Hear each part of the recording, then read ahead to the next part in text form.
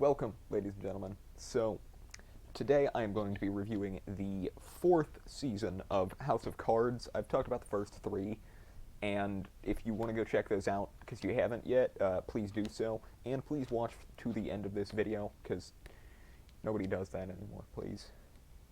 Um, anyway, House of Cards' fourth season was kind of a much better season than the previous. Season 3 was kind of disappointing and had some weaker plot lines. Season 4 definitely cooked a bit better with the Hammerschmidt plotline. Claire beginning to fake a depression, I believe, was this season. Season 4 definitely had some of the show's better episodes, with its finale being overall a very enjoyable episode. It does definitely have some weaker ones towards the start, but there are a lot of very great and very well done episodes. Spacey's acting is, and I hate to say it because he's not a great person, weirdly good. This season didn't save the show and it didn't bring it back to the quality of the first two seasons, but it definitely brought it a little bit better than season 3.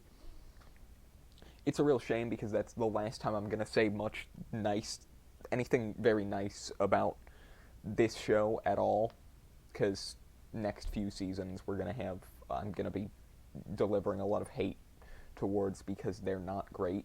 Season 4 is the last season that I have on my shelf, just because it's the last watchable season.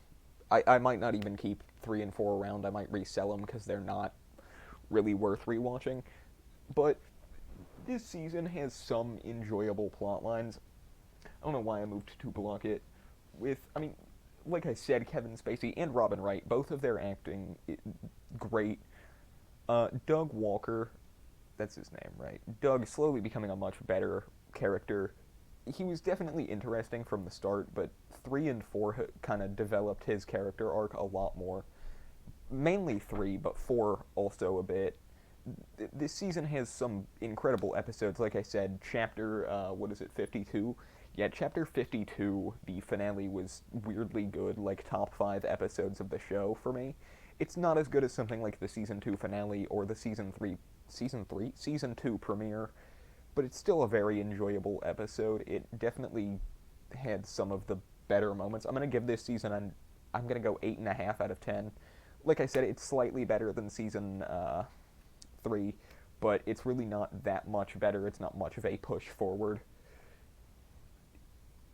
Good episodes, but also a few weaker and a bit more rough around the edges than the first two, due to loss of some of the earlier show's writers and just kind of rushed plot lines, which season 3 definitely suffered from, and this actually kind of rectifies it with the plot lines not being quite as sucky or as rushed, but it's still, every problem gets solved within a few episodes or just gets absolutely fucked.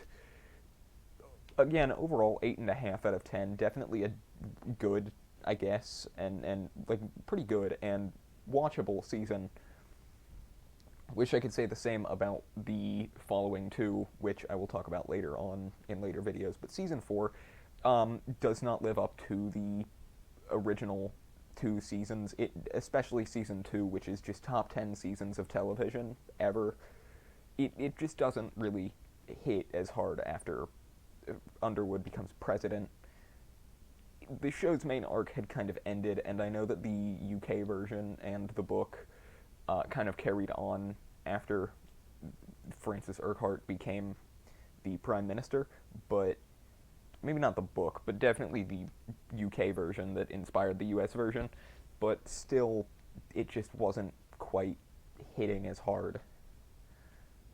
If you enjoyed this, I, again, have other content, and you should go check that out, because it's cool, I guess. If not, don't. Yeah.